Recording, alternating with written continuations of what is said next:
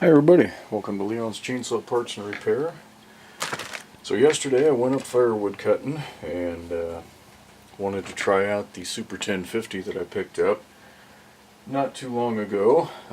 Bought it under the impression that it was a good runner, and I think for the most part it is, but there was a little bit of an issue. So I got up there and I was able to make about one cut, and it started cutting out on me. It would cut out under load, and by the time I would get the carburetor adjusted to where it would cut sort of under load, it wouldn't idle at all. It would be so rich that it was just blowing gas out the back of the carb. So I checked the reed valves this morning.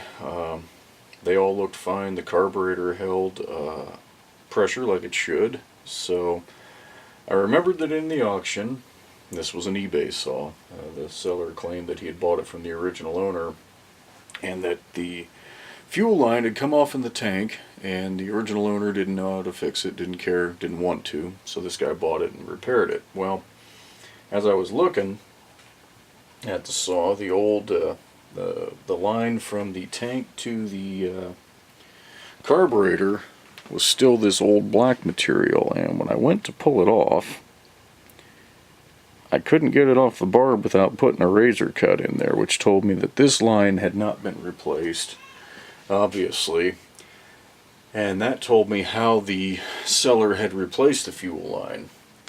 So a lot of guys, I should have gotten that gas out of there before starting the video, a lot of guys look at these saws and don't know how they're put together. It only takes 4 screws to get this fuel tank off the saw, and then you got to remove the handle, because part of the handle bolts right here.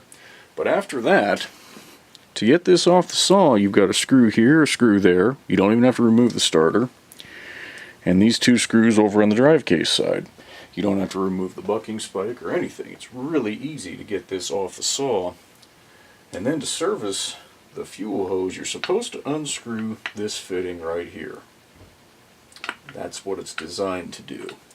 Now, a lot of guys will take this cover off because they don't realize how easy it is to get the tank off the saw in the proper service procedure. But if you've got a tank that's not leaking, don't try to take this apart. These screws can be galled up, they can break. You can still get the gaskets.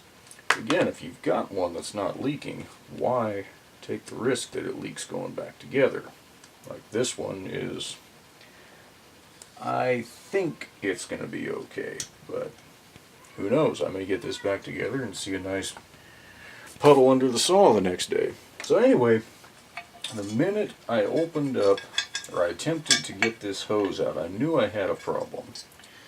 Because when I spun the barb out here, the hose had balled up inside and it released a bunch of tension. Well, here's what I found. The way he did this, when he put it back together, it actually pinched the wall of the hose right there where it screws through the tank, and it did puncture the hose just ever so slightly there. So the fact that it could draw fuel, one, is amazing, but you see how it's narrowed this down. This hose is already too small. That's not the right size for a saw of this, this many cubic inches. This is a 6.1 cubic inch saw.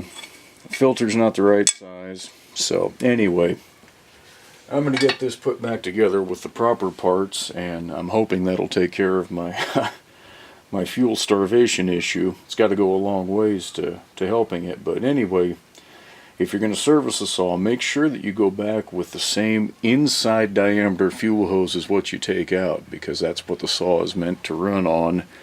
And if you restrict the fuel, it's not going to run right.